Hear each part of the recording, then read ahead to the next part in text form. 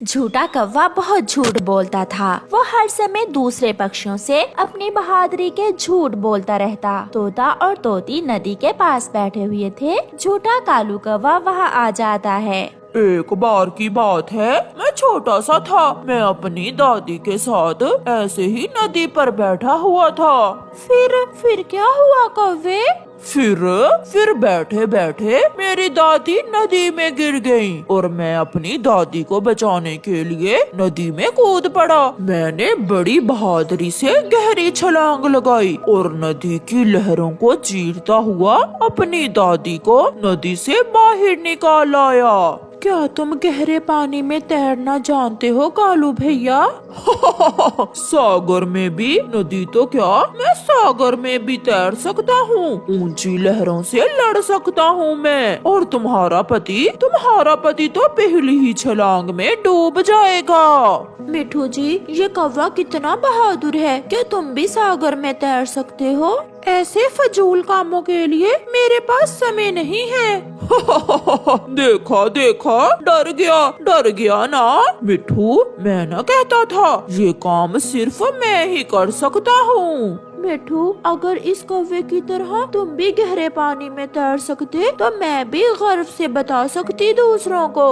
कौवा वहाँ से चला जाता है। वो रात अपने टूटे हुए घोंसले में गुजारता। उसके पास घर तो था नहीं, मगर बातें करता बड़ी बड़ी। फिर एक दिन कालू कौवा कबूतर और कबूतरी के पास जाता है। पिछले साल की बात है, तब मेरी माँ जिंदा थी। एक बार जंगल में आग लग गई। अच्छा, फिर क्या हुआ कालू कौवे?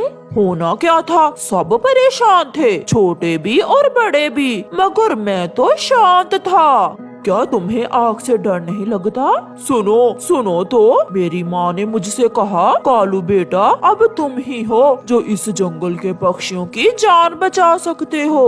तो क्या बचाई आपने पक्षियों की जान? हाँ, मैं सागर पर गया और एक बड़ी सी बाल्टी में सागर का पानी लाकर जल्दी से जंगल की आग बुझा दी। एक बाल्टी पानी से जंगल की आग कैसे बुझ सकती है कालू? मुझे मालूम था तुम ये सवाल जरूर करोगे। वो बाल्टी बहुत बड़ी थी, इतनी कि इस जंगल से भी बड़ी। मैं सब कर सकता हूँ, मैं बहुत बहादुर हूँ। मैं आंखें बंद करके उड़ सकता हूँ, मैं उल्टा उड़ सकता हूँ, मैं तेज हवा और बारिश में भी उड़ सकता हूँ। ये सुनकर कबूतरी तो कुछ ज्यादा ही एक्साइटेड हो रही थी। कबूतर जी, क्या आप भी आंखें बंद करके उड़ सकते हो?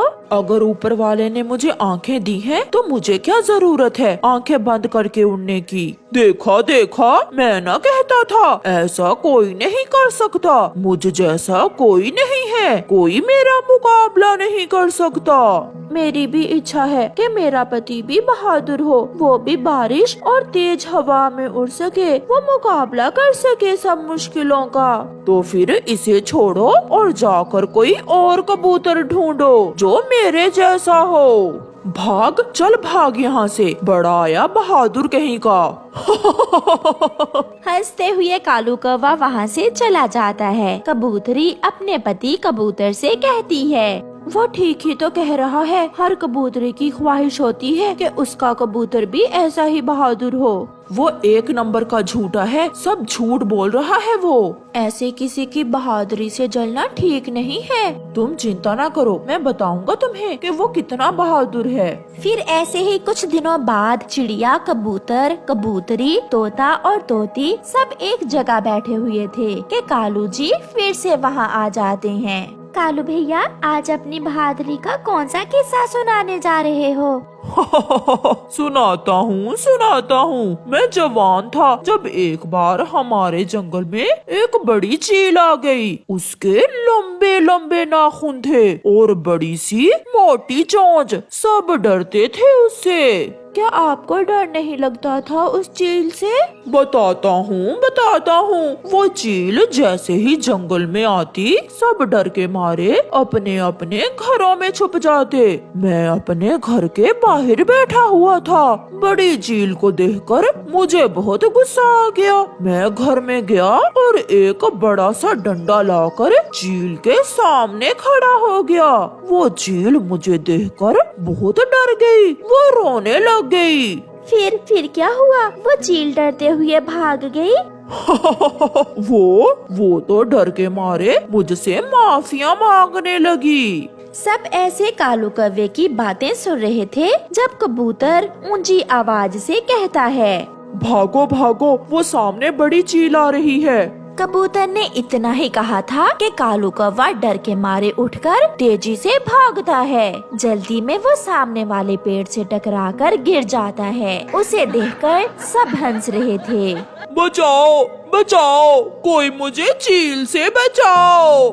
ये है इसकी असल बहादुरी का किस्सा। सबने देख लिया। कौवे भैया, आप तो रोने लग गए। कुछ नहीं है, कोई चील नहीं आई। कबूतर आपसे मजाक कर रहा है। तुम झूठे हो, तुम एक नंबर के झूठे हो।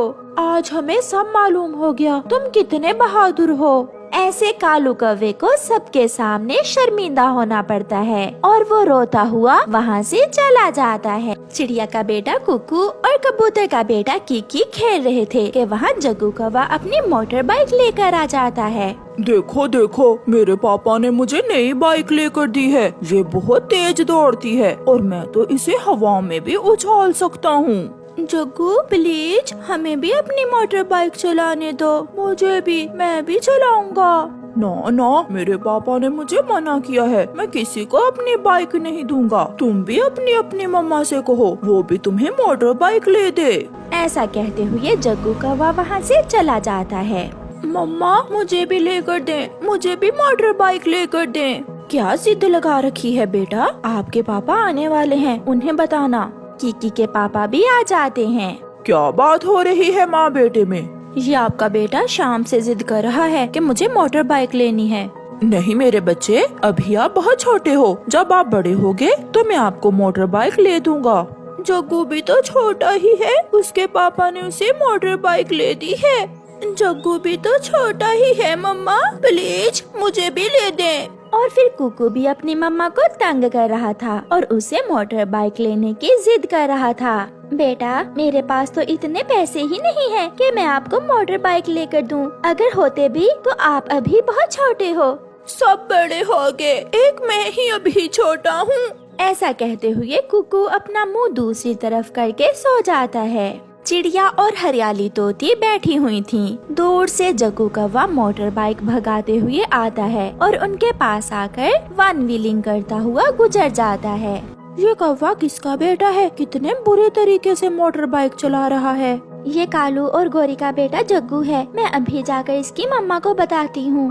गोरी बहन, वो बहुत तेजी से वन व्हीलिंग करते हुए हमारे पास से गुजरा था। वो अभी छोटा है, वो चोट भी लगवा सकता है। तुम सब चलते हो मेरे बेटे से, सब चलते हैं। अगर उसके पापा ने उसे बाइक ले ही दी तो आप सबके पेट में क्या तकलीफ है? भलाई का तो जमाना ही नहीं। मैं आपको समझाने आई थी और आप उल्टा मुझे ही बुरा भला कह रही हैं।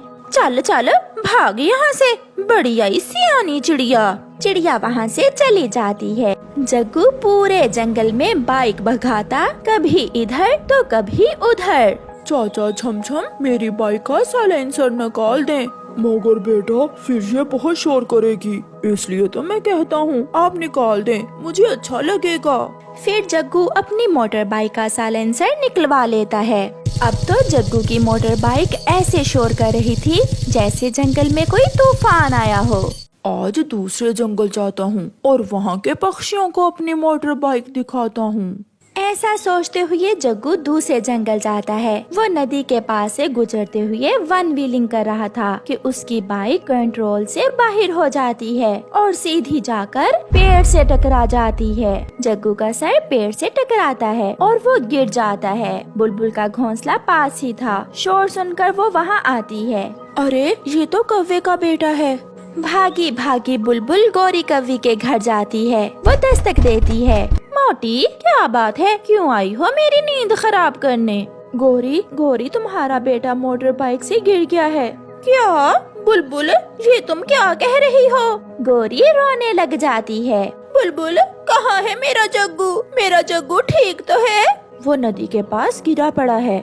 गौरी भागती है। कालू कौवा भी आ गया था। वो दोनों अपने बेटे को उठाकर घर ले आते हैं। काफी देर गुजर जाने के बाद जग्गू को होश आती है। डॉक्टर चील, मेरा जग्गू ठीक तो है?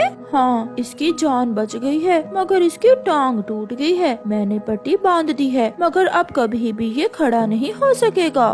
चील दी, कुछ करें, जितने चाहो पैसे ले लो, मगर मेरे बेटे को ठीक कर दो। कालू, अगर इतनी छोटी सी उम्र में इसे इतनी बड़ी बाइक लेकर दोगे तो ऐसा तो होगा। चील वहाँ से चली जाती है। गोरी और कालू रो रहे थे। वो खुद को दोषी समझ रहे थे क्योंकि उन्होंने अपने हाथों से अपने बेटे को अपाहिज बना दिया था। मगर गुजरा समय अब लौट कर नहीं आने वाला था।